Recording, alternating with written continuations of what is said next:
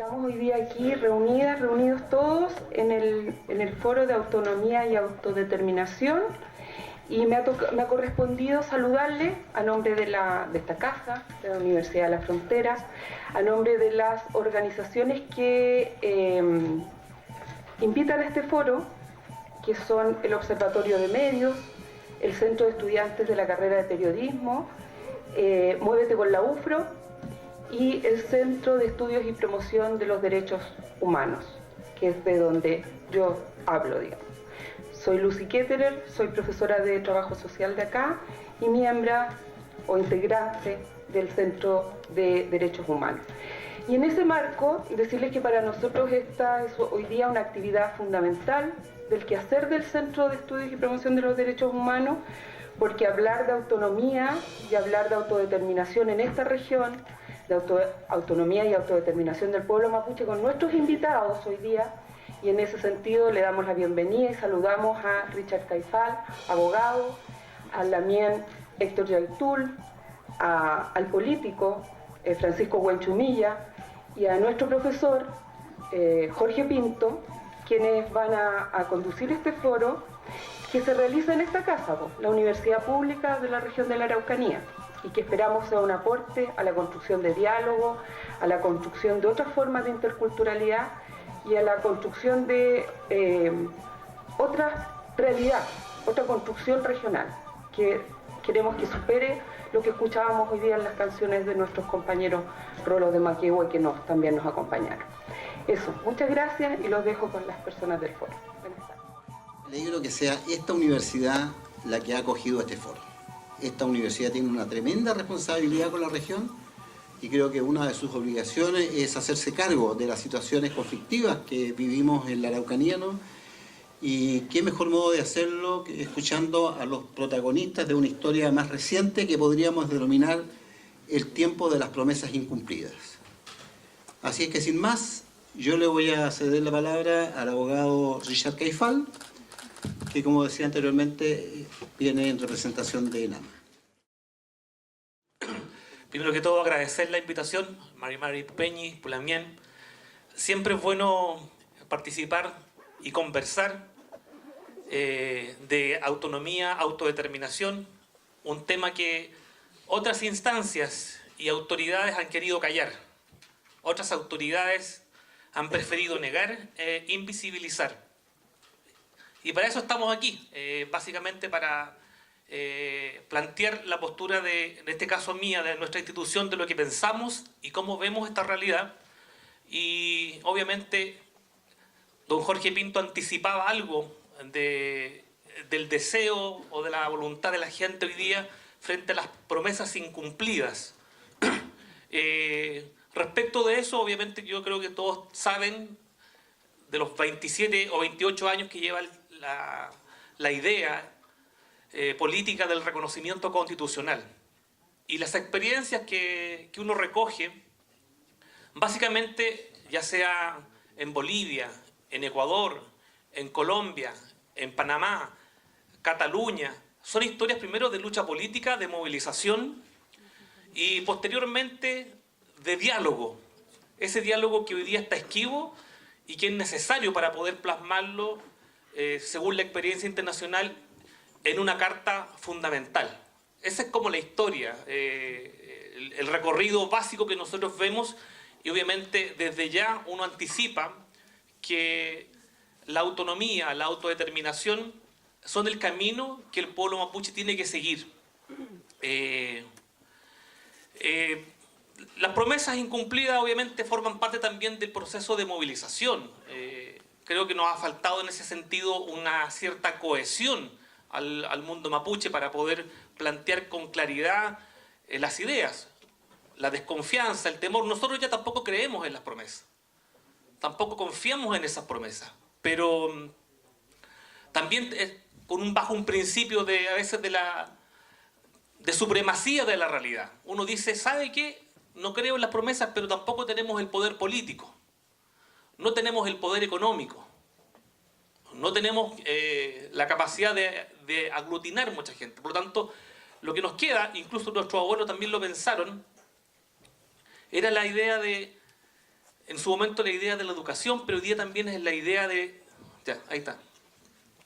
Voy a aprovechar básicamente de centrarme, quizás no en el elemento histórico porque el tiempo es bastante breve, y de las ideas que están implícitas en la autodeterminación, yo veo dos a lo menos: territorio y la posibilidad o la facultad de decidir.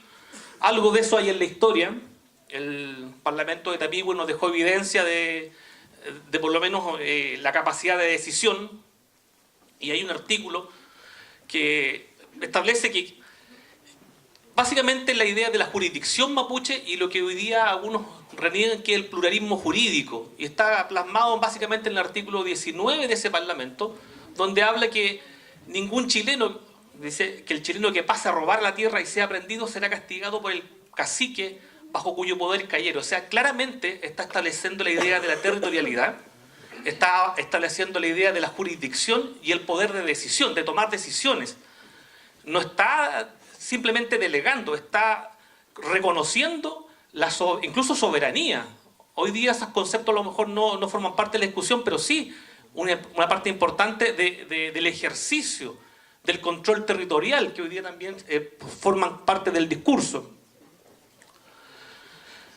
La línea divisoria también está graficada del Parlamento de Tapigüe.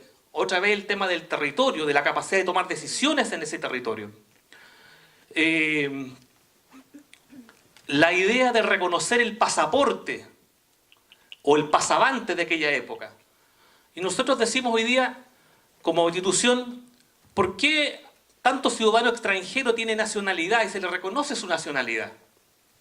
¿Y por qué los mapuches, que somos parte de esta tierra, ni siquiera tenemos la posibilidad de ser nacionales mapuche? No tenemos la idea de acceder a una nacionalidad mapuche. Y creo que también va muy de la mano con los planteamientos de la idea de un Estado plurinacional. La ley que hizo posible todo esto, básicamente de la ocupación del territorio, que la ley del 4 de diciembre de 1866 planteaba: fúndense poblaciones en los parajes del territorio de los indígenas.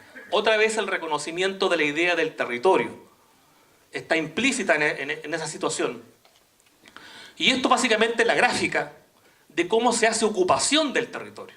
Y ese es el antecedente inmediato. O sea, todo lo que ustedes pueden ver ahí, a nivel regional, todo lo que el Gualmapu fue ocupado por colonos. Los mapuches fuimos despojados de esa territorialidad y de esa capacidad de decisión. Nadie podría negar aquello. O sea, ahí está más que evidente. Muertes, despojo, ausencia de la territorialidad y la facultad de tomar decisiones. Este elemento, que es más político y que hacia allá apunta un poco la presentación, que tiene que ver con el acuerdo de Imperial, es en la etapa en que hoy día estamos, una promesa del año 89, y de cómo podemos plasmar, a mi modo de entender, en la futura Carta Fundamental, la idea de un Estado unitario, plurinacional y con la capacidad de autodeterminarnos. Creo que por ahí va un poco la discusión. Si no lo asumimos ahora, la discusión de una nueva Constitución yo creo que se puede presentar en 50 años más. Ahora es el momento de hacer hincapié, hacer los esfuerzos para introducir estos elementos. Pasó lo mismo con la Comisión Especial de Pueblos Indígenas del año 91 al 93. Algo de eso hay, digamos. Recoger esa experiencia y poder plasmarla en la Carta Fundamental. Y ahí está el acuerdo. Básicamente lo que se comprometía en el año 89, el 1 de diciembre de 1989, era el reconocimiento constitucional de los pueblos indígenas y de sus derechos económicos, sociales y culturales fundamentales. Hoy día lo que tenemos, y aquí también es importante, porque a veces uno escucha a los parlamentarios de la región particularmente, y uno habla de un Estado plurinacional, y mágicamente, o no sé, aparece la idea de que nosotros queremos dividir la región, dividir el país. Y aquí hay un graso error, o sea, como nadie puede plantear eso, porque lo que nosotros estamos planteando es algo distinto. Y todas las constituciones latinoamericanas al menos plantean la idea de un Estado unitario. Nadie está planteando un federalismo. Por eso hay que tener claridad qué es lo que es la autonomía y qué es lo que es básicamente un Estado federal. Chile no es un Estado federal, Bolivia no es federal, son Estados unitarios. Y lo nuestro, por lo menos nuestra postura, no es que se establezca un Estado federal. La idea de nuestra es plantear un Estado unitario, plurinacional y con la capacidad de poder tomar decisiones en un territorio determinado. Y la idea de nación, que reconozcamos a los pueblos originarios o a las primeras naciones de este país. El convenio 169 es el piso. Ahí está el principio de la autodeterminación. Eso es ley de la República y no se cumple el día de hoy. Es un deber para el Estado y un derecho de los pueblos originarios. Dice, formulación, aplicación y evaluación de los planes y programas de desarrollo nacional y regional que nos puedan afectar. Eso no se cumple. ¿Y por qué no se cumple? Por falta de voluntad política. ¿Cuáles son lo que dice, qué es lo que dice la jurisprudencia, la norma internacional, para que algunos no se asusten? Porque uno, cuando plantea la idea de la autodeterminación, de las autonomías, dice, ¿qué va a pasar con este Estado? Y creo que la Declaración Internacional de Derechos de los Pueblos Indígenas es clara. Los límites. Todos los temas relacionados con sus asuntos internos y locales. Y así como disponer los medios para financiar esas funciones autónomas. No se está hablando de dividir. Lo básico que se está planteando es que nosotros podamos discutir nuestros temas. Asuntos internos y locales. La Declaración Americana de Derechos Humanos dice que no se entenderá en el sentido de quebrantar o menoscabar total o parcialmente la integridad territorial o la unidad política. O sea, nadie está hablando de quebrantar la unidad del Estado. Y creo que esos son los temores que hay que ir descubriendo. Y lo que aquí falta básicamente es voluntad política de querer abordar el tema.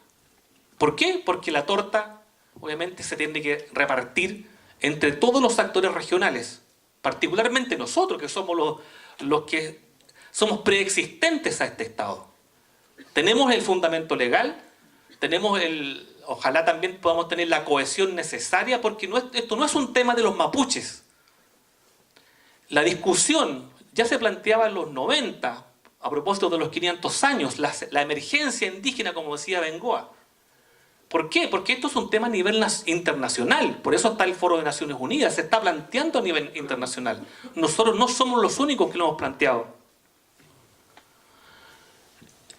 Las propuestas que han habido al día de hoy. La nación chilena única e indivisible. Creo que esa propuesta, obviamente nosotros la desechamos porque no comprende nuestra historia, nuestra cultura, nuestra cosmovisión, y se aleja bastante de la idea de la autonomía territorial.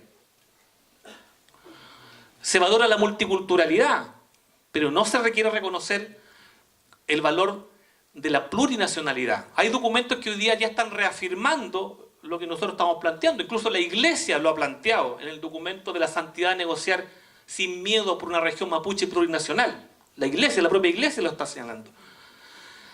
Experiencia internacional, también es vasta la experiencia internacional. Colombia se establece básicamente en su constitución en el artículo 1, y la forma de establecer la autonomía es a través de las entidades territoriales, o las ETIs, entidad territorial indígena. Esa es la forma de hacer autonomía, de hacer autogobierno en Colombia. Bolivia también se declara un Estado unitario, plurinacional. ¿Y cuál es la fórmula de hacer bajar la lógica de la autonomía? A través del territorio indígena originario campesino, o los TIOC, como denominan. Esa es la forma de bajar. Hay 4 fórmulas en Bolivia, pero para los pueblos originarios está el territorio indígena originario. Ecuador también plantea lo mismo. Es un Estado plurinacional, laico, y desarrolla latamente el concepto del buen vivir, el summa causai, lo que nosotros diríamos el cumemonien. Está desarrollado constitucionalmente. Y lo que es cómo se baja el tema de la autonomía hace a través de las circunscripciones territoriales indígenas, o las CTI. O sea, experiencia internacional de cómo hacerlo constitucionalmente es posible. O sea, no es un sueño, no son un grupo de personas que están hablando cosas incoherentes o caprichosas. La Constitución de España, o sea, creo que todo esto que le estoy mencionando no se aleja o no puede dejar de lado el tema de la movilización política. Todo esto ha sido fruto de movilización política. no es un discurso o una conversación a nivel constitucional. Ese es ya el paso tercero. La movilización, el diálogo y plasmarlo en la Constitución. España, en su artículo 2, si bien es cierto, habla de la nacionalidad española, deja abierta la puerta y se reconoce y garantiza el derecho a la autonomía de las nacionalidades. Perfectamente en Chile eso se puede hacer. Es factible, constitucionalmente es factible, es posible. El caso de Cataluña creo que es el más emblemático. En España se establecieron varios mecanismos para los efectos de establecer las autonomías. Una vía rápida, una vía lenta. Había que esperar 5 años para la vía lenta y hacerlo de manera inmediata para la vía rápida. Eso fue posible a través de un articulado en la Constitución, artículos 143 y 151. El 151 es la vía rápida y el 143 es la vía lenta. Pero ¿qué es lo que se hace finalmente? Constitucionalmente se establece la norma y, por ejemplo, los primeros países en constituirse como autonomías estaría Galicia, el País Vasco, Cataluña y Andalucía. O sea, nadie puede desconocer la importancia de la discusión a nivel constitucional. Todo esto se hace o es posible porque la Constitución lo establece.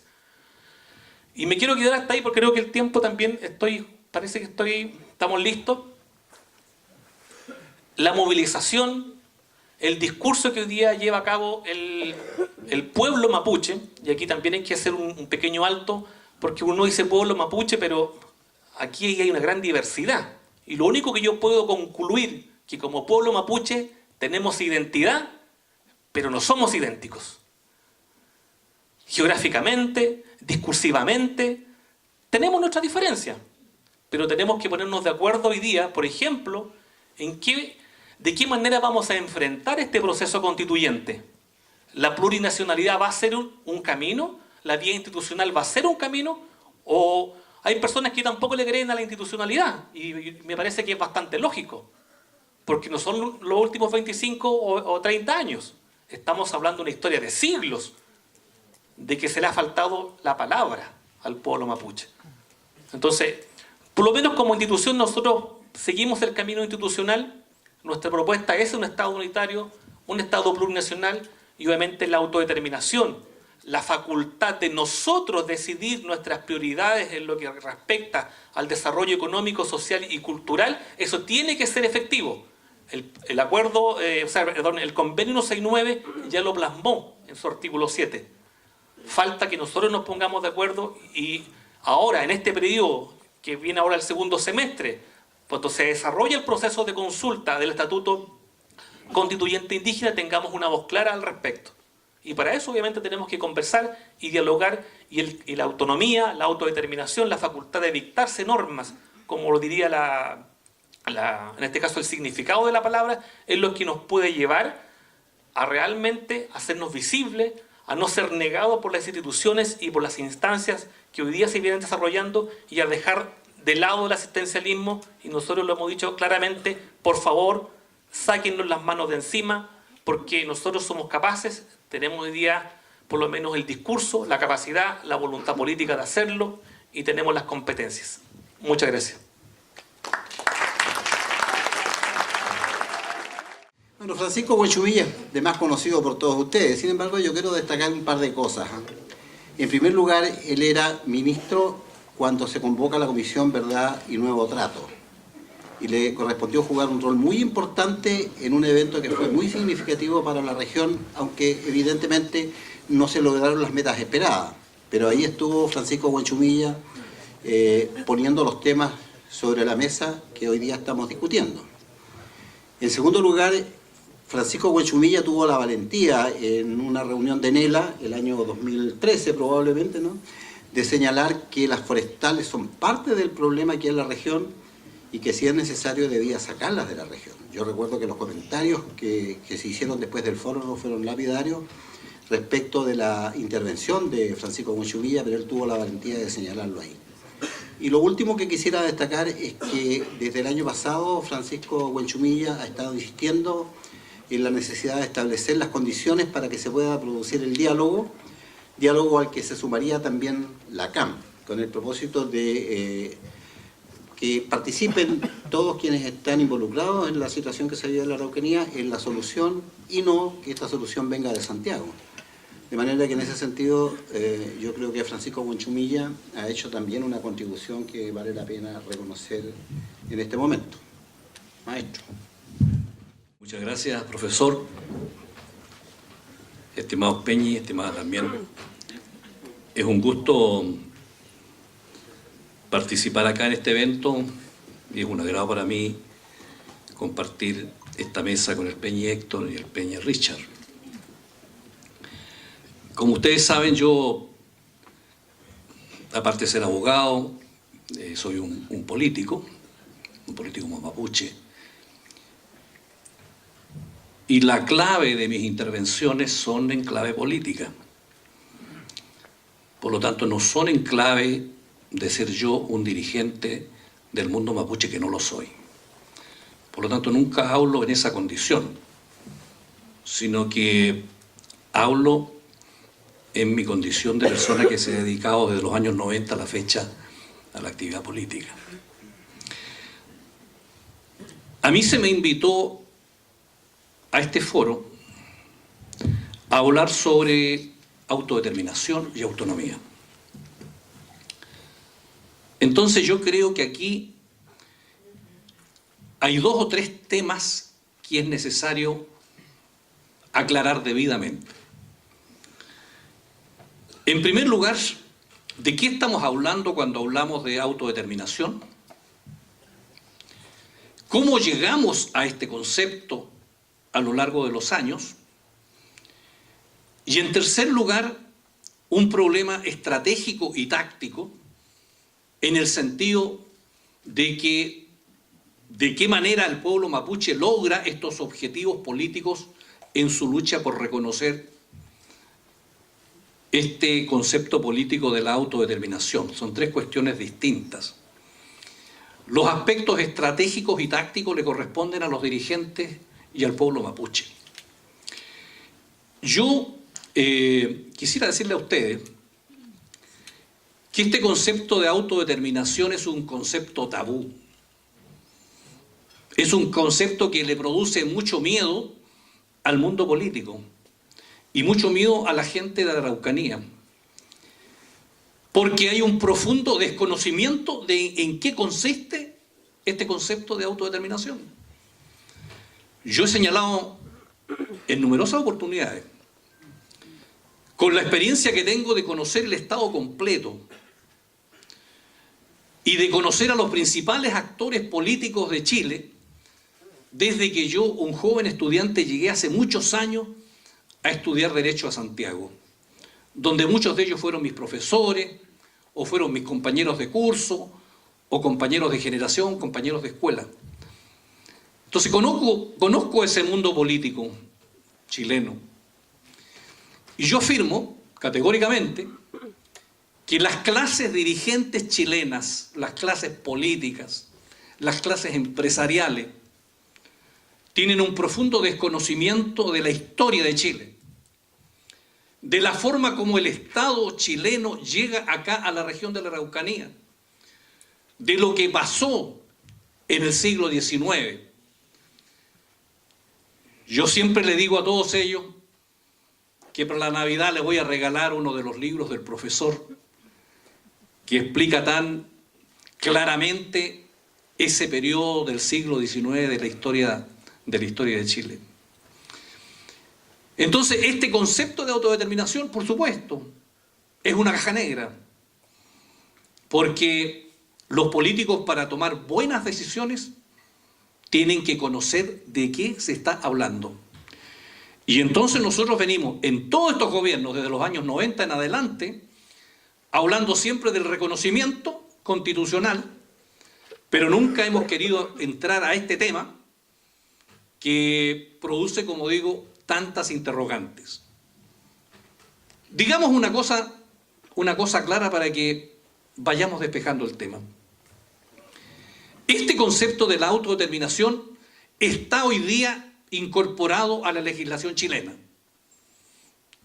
Eso para despejar a todas las personas aquí que puede que no conozcan este tema.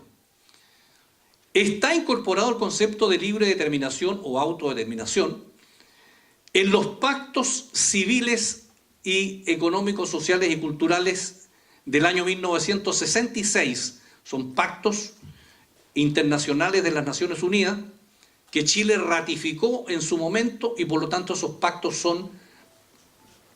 forman parte del ordenamiento jurídico nacional. Están incorporados en el convenio 169 el concepto de autodeterminación.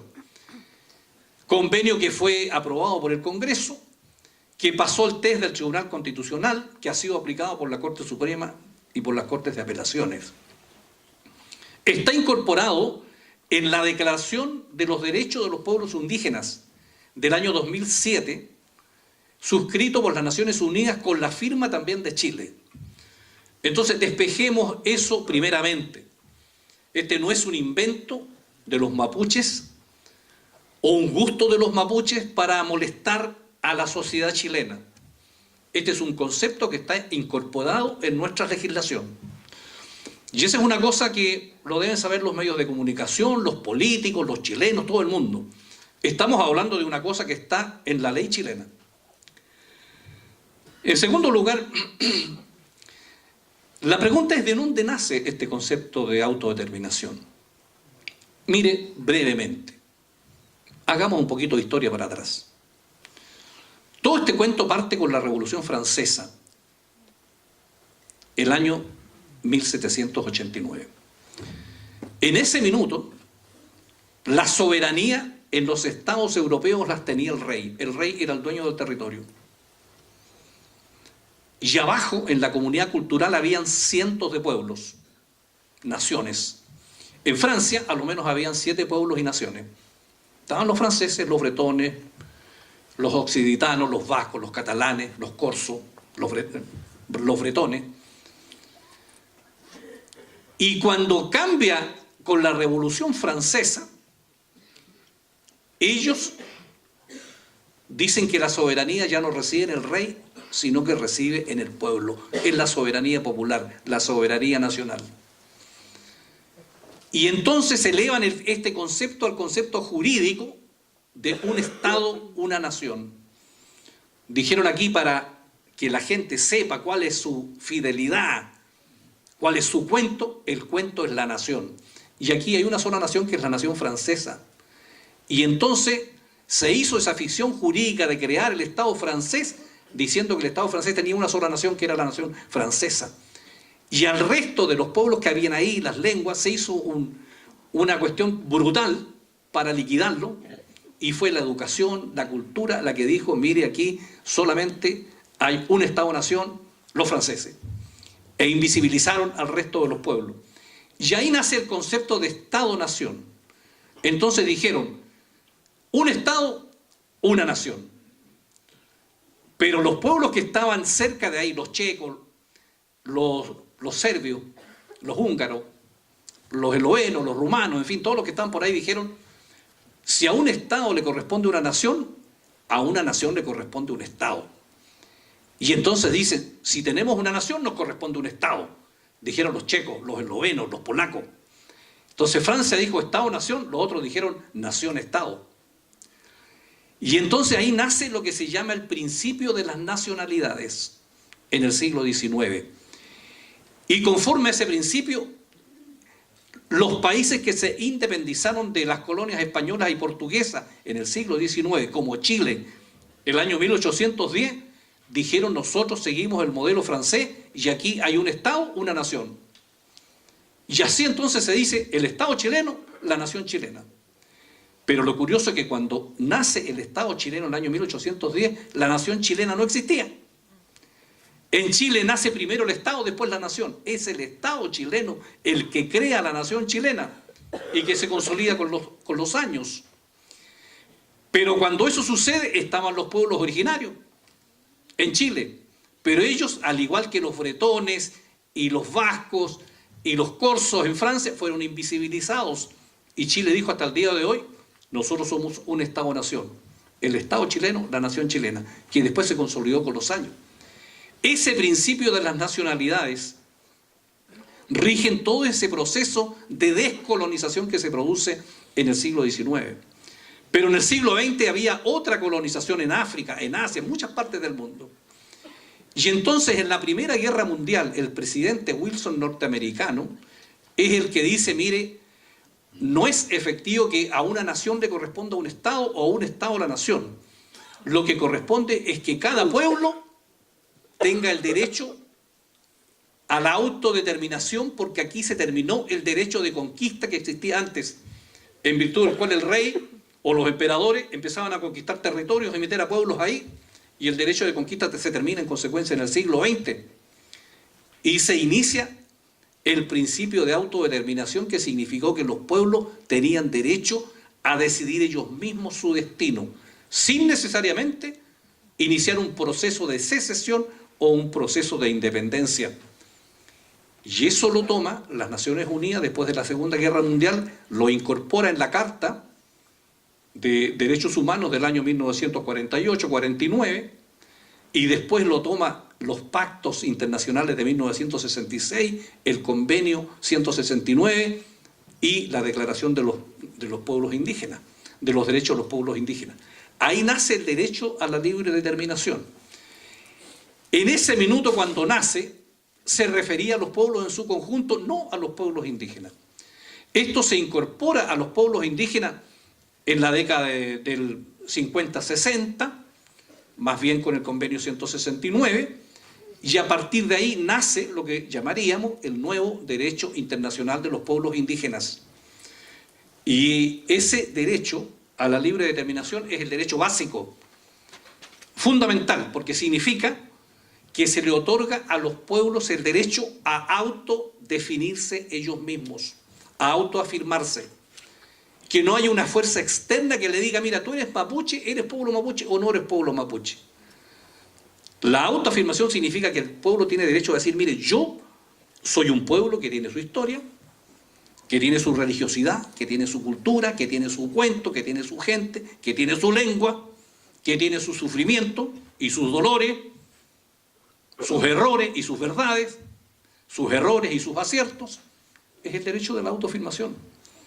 Es el derecho de la autodefinición, en el sentido de que el que puede decir quién o no es mapuche es justamente el integrante de esos pueblos y no una fuerza externa. Porque si no, lo que existe aquí verdaderamente no es una colonización externa, sino que es una colonización interna en virtud del Estado en el cual tú vives, te está imponiendo las reglas y con ello infringiendo este principio de autodeterminación. Y además tú tienes el derecho a la autodelimitación de decir tú, bueno, ¿cuál es tu territorio? Naturalmente que esa es una decisión lógica, pensada, racionada, no es arbitraria. De tal manera que los antecedentes históricos pueden llevar exactamente a decir en qué consiste esa autodelimitación. Y por último tiene el derecho a autodisponer. ¿Qué significa eso? Significa una cosa muy importante, que significa que el propio pueblo es el que tiene que definir su condición política. O sea, cómo se organiza políticamente el mundo mapuche. Y quiero decirles esto, queridos Peña y Lamien, una cosa muy importante. Porque el pueblo mapuche no tuvo Estado. Es una sociedad sin Estado. Pero lo cual no significa que fuera una sociedad sin política. Porque nuestro pueblo era una comunidad de clanes familiares, comunidades territoriales. Y por lo tanto había conflicto, había diversidad. El pueblo mapuche no siempre tenía superacuerdo, porque lo decía una comunidad, no era vinculante para la comunidad restante, eran los territorios que se ponían de acuerdo para ciertas cosas, y en consecuencia el pueblo mapuche no tuvo Estado. ¿Cómo se organiza? La base central es la comunidad. En el pueblo mapuche no existen jerarquías, no existe un presidente, un rey o una estructura de dirigentes que quiera dirigir el buque.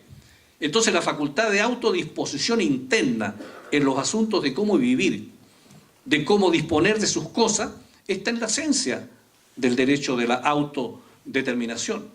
Y por lo tanto, el pueblo mapuche tiene derecho a decidir cuál va a ser su modelo económico, su modelo social, su modelo de desarrollo, en la rica diversidad que nosotros tenemos.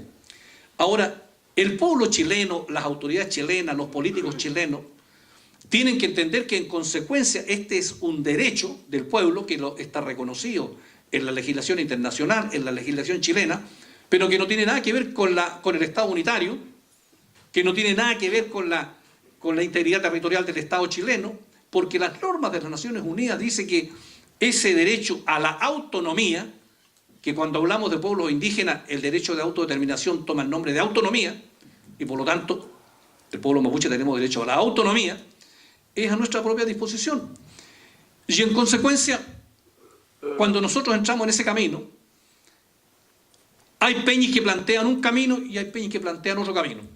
Hay peñis que, por ejemplo, dicen, miren, nosotros no queremos un desarrollo capitalista en nuestras comunidades.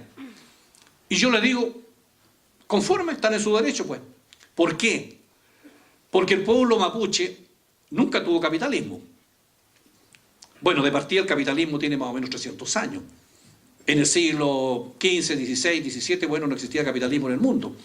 Pero sí, el pueblo mapuche tuvo una rica economía de mercado, de intercambio. Está, digamos, muy bien estudiado eso en los libros del profesor Jorge Pinto, de la manera como comerciaban la rica sociedad mapuche ganadera y comerciante con las pampas argentinas, en la ganadería, en la sal, en la textilería, y también comerciaban con Perú, con España, durante 2 siglos y medio.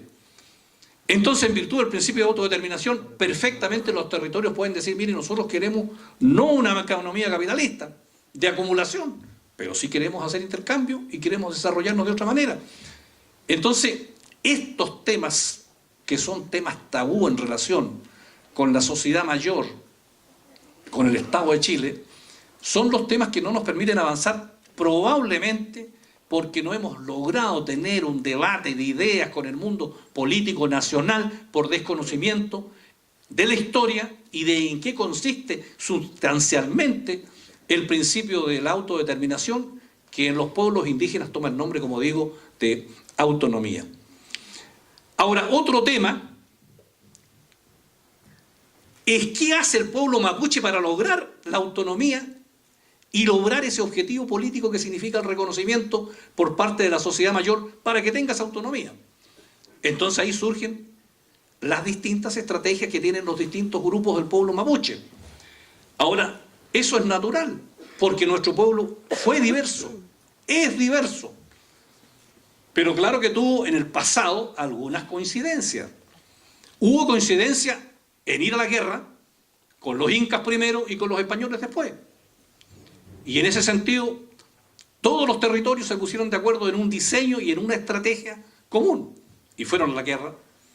Y le ganaron la guerra a los incas, allá por el año 1460 más o menos. Eso está ahí escrito en el libro de Garcilaso de la Vega. Tremendo tomaco. Después con los españoles. Y con los españoles se puso fin a la guerra el año 1641 con el Parlamento de Quilín. Y cuando los mapuches fueron al Parlamento de Quilín, hicieron política.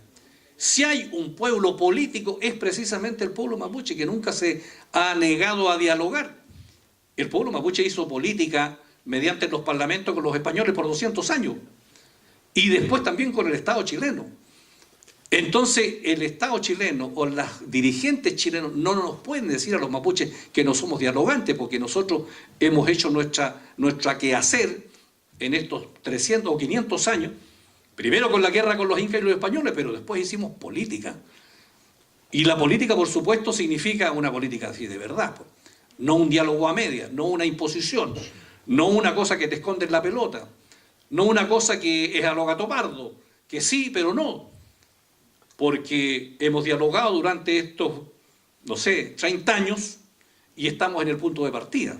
Por eso la credibilidad de las instituciones y de los políticos está en el suelo. Entonces yo creo que ahí tenemos un déficit como Estado chileno. Y eso es lo que yo denuncio. Yo viniendo de ese mundo de allá, siendo un político de ese mundo, lo denuncio con independencia, sin miedo, sin temores a nada, porque no tengo nada que perder. Tengo mi puro título y mis manos están limpias. Pero yo creo que la política es la que nos permitirá en algún minuto converger hacia una solución de fondo tal como ha sucedido en otras partes del mundo con otros pueblos indígenas del mundo, que han llegado a un acuerdo con los estados y gozan plenamente del principio de autodeterminación y de la autonomía. Yo quisiera destacar dos cosas respecto de la intervención que viene a continuación de Héctor Yaitul. En primer lugar, que compartiendo o no las estrategias que sigue la CAM, yo quiero valorar lo que podríamos llamar la consecuencia de esta organización.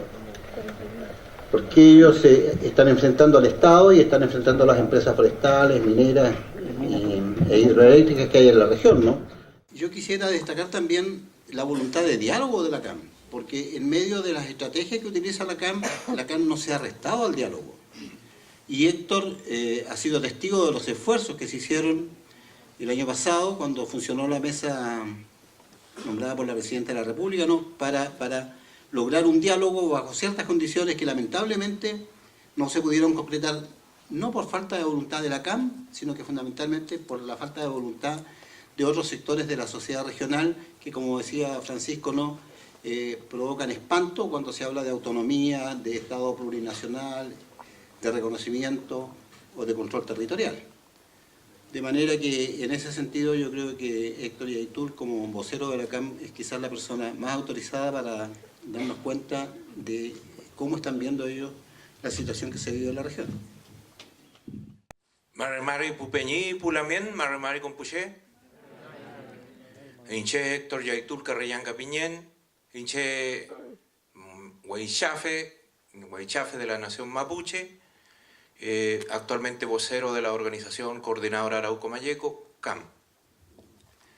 Bueno, de partida agradecer a los organizadores y a los demás exponentes acá por darnos la oportunidad a nosotros, una organización autonomista, polémica en cuestión, por nuestros planteamientos, la posibilidad de visibilizar nuestro proyecto político, o por lo menos esbozarlo. Y en segundo lugar, quiero mencionar o quiero de alguna manera rendir homenaje a uno de los hitos que tal vez marcó un antes y después en el conflicto mapuche, conocido como el hito de Lumaco, los sucesos de Lumaco. Este año se cumplen 20 años de la primera quema de camiones, como se conoció mediáticamente, en la comuna de Lumaco, en un proceso de recuperación de tierras en esa zona, y que ciertamente planteó y generó un quiebre, digamos, un punto de inflexión en la forma de hacer política que hasta los días de hoy tiene su propuesta en lo que nosotros levantamos y también otras organizaciones autonomistas. Bueno, la convocatoria hoy día es hablar de autonomía. Ciertamente las protagonistas que estamos acá tenemos distintos horizontes respecto de cómo asumir la autonomía. Son distintas miradas, pero también distintas prácticas políticas. El movimiento mapuche que está por la autonomía no necesariamente está por una autonomía propiamente mapuche, eso hay que decirlo. Hay una autonomía también entendida como una autonomía regionalista que en el último tiempo es la que ha ido ganando terreno. Y es la que de alguna manera los expositores que me precedieron estarían de alguna manera dando cuenta. Nosotros, sin embargo, recogemos algunos aspectos que tienen que ver con lo que han señalado algunos académicos, algunos especialistas en el tema, que todavía indican que en las actuales condiciones, en el actual escenario político-social, todavía no es posible plantear o reivindicar la autonomía mapuche plenamente. ¿Por qué? Se argumenta que aún no están dadas las condiciones básicas que tienen que ver, por ejemplo, de la posibilidad de la existencia de un territorio propio donde sentar la autonomía. No estamos hablando del territorio imaginario, el territorio añorado, deseado, el territorio histórico ancestral mapuche. Estamos hablando de la posibilidad de tener un territorio ahora en términos reales. Esa situación aún no existe. Hay otros elementos que tienen que ver con la realidad demográfica que tenemos los mapuches. También hay hoy día esa situación de que los mapuches no somos la población mayoritaria aún en el territorio ancestral mapuche. Y por otra parte, tenemos una dispersión producto de la desestructuración que nos ha provocado un Estado de tipo colonial desde los tiempos de la ocupación de la Araucanía hasta la actualidad, en que hay una disgregación de los distintos tipos de pensamiento político e ideológico de las organizaciones mapuches, que no han permitido un proyecto político común o el desarrollo de un pensamiento político común para todos los mapuches. Por lo tanto, esa fragmentación también no viabiliza la posibilidad de la recuperación de la autonomía. ¿Y por qué no decirlo también? El aparato administrativo que opera actualmente, la institucionalidad del Estado, un Estado opresor, definimos nosotros desde la CAM, aún mantiene la fuerza, la presencia, la influencia en relación al mundo mapuche. Nos remitimos a las intendencias, a las gobernaciones, a las municipalidades, a los partidos políticos, a las asociaciones deportivas, en fin, a las escuelas, a las iglesias. Aún se mantiene una relación de subordinación, una relación de colonialismo. Y eso es lo que, de alguna manera, frena esta posibilidad de la autonomía. Por lo tanto, nosotros ciertamente, frente a ese desafío actualmente, tenemos que seguir trabajando en un proceso de lucha, de reconstrucción de la nación mapuche, que tiene tareas pendientes que tienen que ver de un tiempo a la fecha, de los tiempos de Lumaco, por ejemplo, en que se desarrolló una nueva forma de hacer política, en que tenemos que hacernos cargo de la miseria y de la pobreza en la que estaba nuestro pueblo, y que se mantiene hasta los días de hoy. Pero también tenemos que hacernos cargo de la migración, del éxodo forzado, de la diáspora mapuche. Hemos hecho ciertamente un llamamiento al retorno de los mapuches a las comunidades, sobre todo sobre la base del planteamiento que nosotros hemos hecho de la lucha desde abajo, desde las comunidades, principalmente en contra de un Estado capitalista. Entonces, estas tareas que hemos venido desarrollando y que ha venido desarrollando el conjunto del movimiento mapuche, de alguna manera han creado un nuevo cuadro, paulatinamente y de forma muy sacrificada. Por lo tanto, ahora están estas posiciones de querer levantar proyectos de autonomía. Un proyecto de autonomía mapuche propiamente tal y proyectos de autonomía relativa o enmarcada en esta concepción regionalista que no necesariamente tiene como objetivo al pueblo mapuche o como beneficiarios directos al pueblo mapuche, sino en una concepción de región con un carácter multiétnico, plurinacional. Por eso este esquema y esta propuesta de declarar o de conseguir un objetivo político de declarar este Estado como un Estado plurinacional. Nosotros no compartimos esa posición. Por eso hay miradas distintas.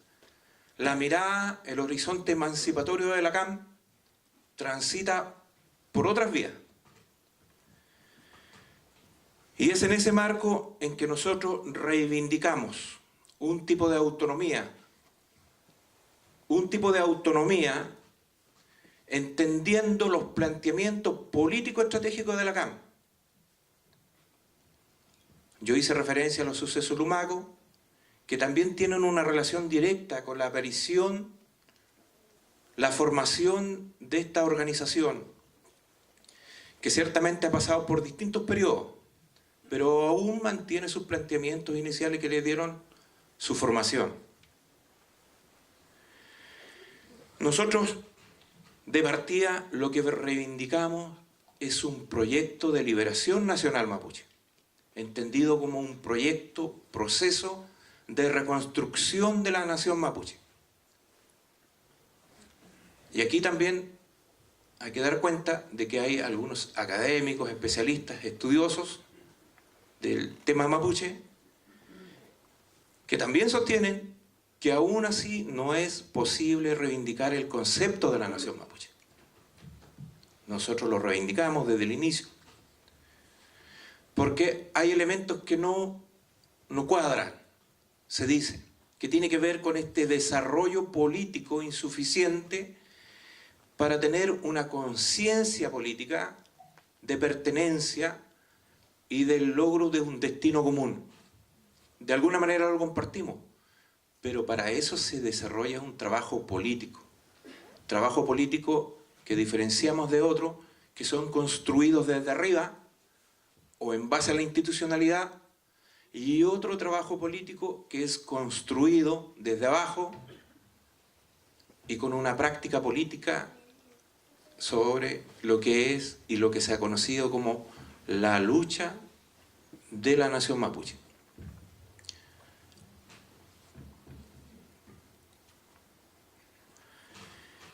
En ese sentido, nosotros hacemos una reivindicación del concepto de autonomía, no necesariamente como una propuesta elaborada o un documento acabado, de qué autonomía o qué tipo de autonomía es la que tiene que tener el pueblo nación mapuche.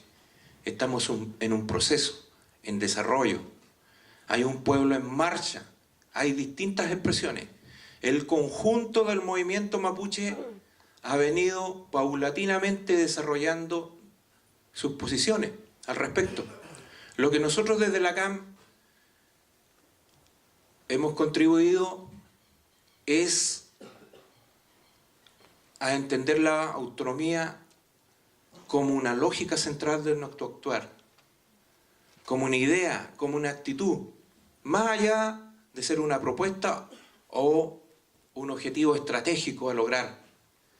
Tiene que ver con una posición desde ahora ya, desde el momento en que empezamos a luchar desde las comunidades y con las comunidades por la reconstrucción de nuestro pueblo nación mapuche. La autonomía conocida así por la vía de los hechos, la autonomía de facto, la autonomía de hecho, la autonomía que se va conquistando, que se va luchando en el terreno, desde las comunidades que aún viven el estado de opresión colonial, radicadas, y que se puede definir perfectamente como reducciones en la actualidad, y que pretendemos transformarla en esos lofts antiguos que tenían y que desarrollaron nuestros antepasados. Ese es el tipo de lucha por la autonomía que a nosotros nos convoca. Una práctica política de luchar por la autonomía en el terreno. Y la plataforma fundamental que nosotros hemos venido desarrollando y planteando es a través del control territorial. El control territorial es lo que nos permitirá viabilizar no solamente la recuperación material de nuestro pueblo, de nuestras comunidades, sino la recuperación de los aspectos que son fundamentales para el logro de nuestras capacidades etnopolíticas y así el desarrollo político autonomista. Desde el terreno, desde la recuperación de las tierras y desde la transformación de esta realidad.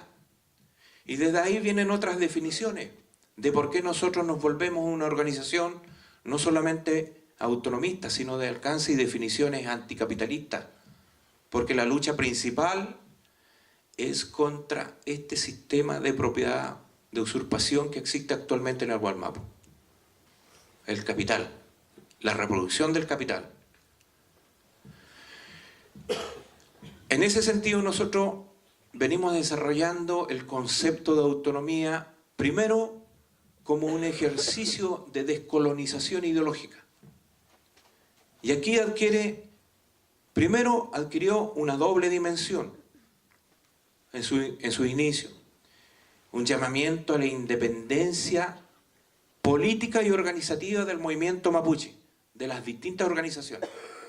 Es decir, ya no más a la mediación y a la intervención de las instancias estatales o de los partidos políticos, sino la búsqueda de la autonomía y de la independencia de pensamiento y organización propios, que va unido a otra dimensión, que es la dimensión de la autoafirmación. La autoafirmación entendida como la resignificación de lo propio, la recuperación de lo mapuche, que algunos han llamado mapuchización. Volver a mirar el legado de nuestros futaqueche cuifí, de nuestros antepasados, que nos legaron un tipo de pensamiento, una forma de concebir al hombre y al mundo, que a lo mejor no es digamos, la característica de la discusión hoy día, pero es un legado que a nosotros nos hace considerarlo como el eje fundamental para la liberación de nuestro pueblo. Estas dos dimensiones se trabajaron muy fuertemente en un periodo de la lucha, en la lucha concreta, en la recuperación de las tierras. Porque aquí vuelvo un poco en el sentido de ¿por qué se nos conoce a nosotros la CAM? Porque a la CAM se les conoció y se le conoce hasta la actualidad por ser parte de los procesos de recuperación de tierra, de la recuperación del territorio. Y aún estamos en ese proceso. Con la impronta, con la plataforma del control territorial. En segundo lugar, a la CAM, mediáticamente se nos conoció por ser parte de la resistencia mapuche. A través de la acción directa, a través de las acciones de sabotaje o las conocidas acciones incendiarias que tanto se cubrían en los medios. Ciertamente nosotros las reivindicábamos como actos que se instalaban dentro de nuestra propuesta de alcanzar logros políticos territoriales, básicamente en el ejercicio del control territorial. Y aún las reivindicamos hasta los días de hoy. Y tercero, somos conocidos en el último tiempo por empezar a fundamentar una propuesta de liberación nacional mapuche para una efectiva reconstrucción del pueblo nación mapuche. Y en ese marco, en donde se plantea un proceso que nos lleve hacia la autonomía revolucionaria. ¿Por qué la autonomía revolucionaria? Por en la actual etapa, en las actuales condiciones en la que se desenvuelve nuestro pueblo, en la que lucha nuestro pueblo, en las comunidades, tiene que ver con el tema de un conflicto de intereses. Tiene que ver con la disputa territorial. Ahí está el punto de inflexión. La lucha territorial es la que marca la diferencia entre las posiciones, entre las distintas organizaciones mapuche. ¿Cómo asumir la lucha territorial? En ese sentido, nosotros fuimos desarrollando el concepto de autonomía para autoafirmarnos como organización verdaderamente autonomista, que estamos en ese desafío. y llegamos a una triple dimensión del concepto de autonomía. Si bien lo entendemos como independencia política organizativa, lo entendemos como un proceso de autoafirmación en lo nacional, pero también lo estamos entendiendo como el desarrollo de un pensamiento mapuche, verdaderamente mapuche, un nuevo Raquiduán para la liberación de nuestro pueblo. Esta dimensión de la autonomía, esta triple dimensión de la autonomía es lo que nos va permitiendo en la actual etapa desarrollar nuestro pensamiento y acción basado principalmente en una práctica política de lucha, de ponernos en la confrontación con el conjunto del movimiento mapuche autonomista revolucionario.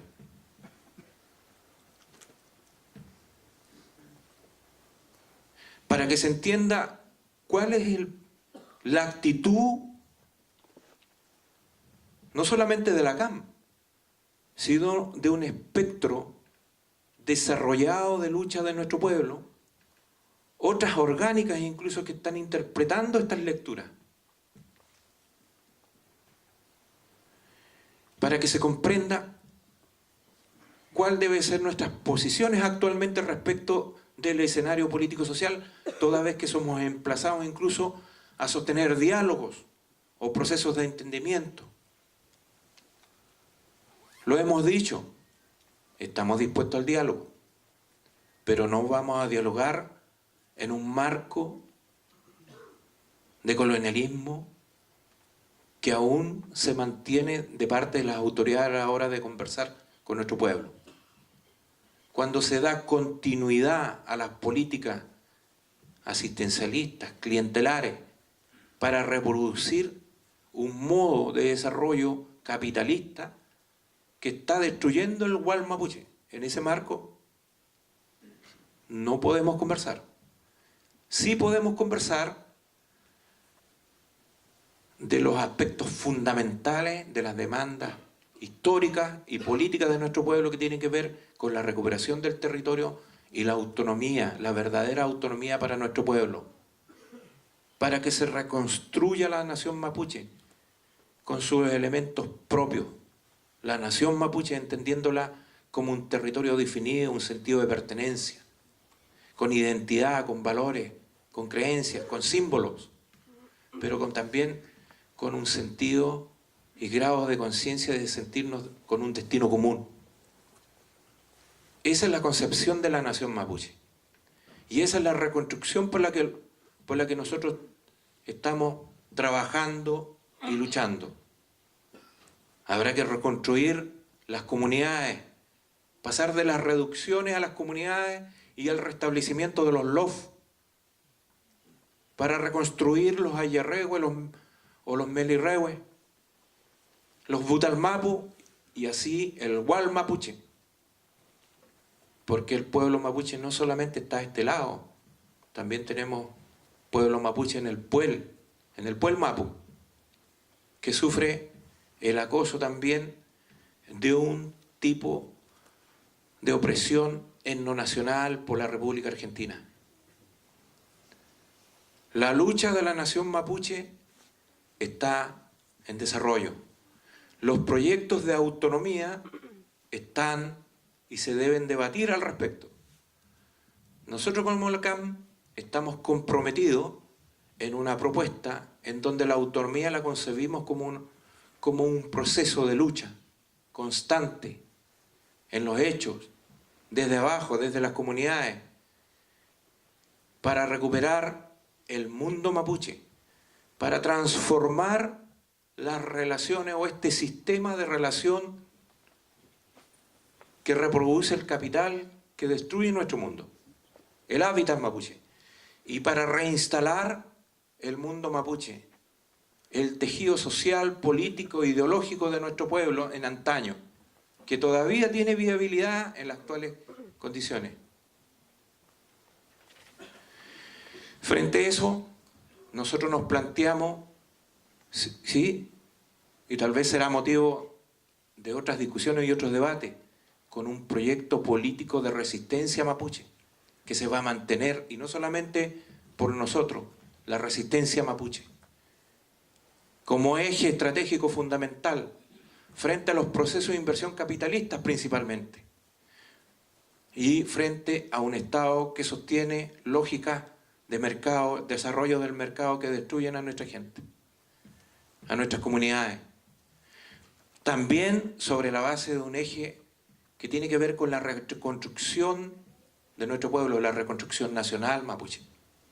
Y ahí cobra mucha fuerza la revitalización de lo propio, partiendo por el Itrofil Monjem, por la recuperación de nuestros cerros, por la recuperación de nuestro mapu, dicen nuestros peñas en las comunidades. Y esa lucha es metro a metro, con las forestales principalmente, con el sistema del latifundio. Y en eso hay un fuerte compromiso, no solamente de los huaychafes, sino de todo el constructo de nuestro pueblo, que tiene que ver con nuestras autoridades tradicionales principalmente, pero que tiene que ver con nuestra gente mapuche resignificándose, reencontrándose con lo propio. Feica en Meten Chaltumay.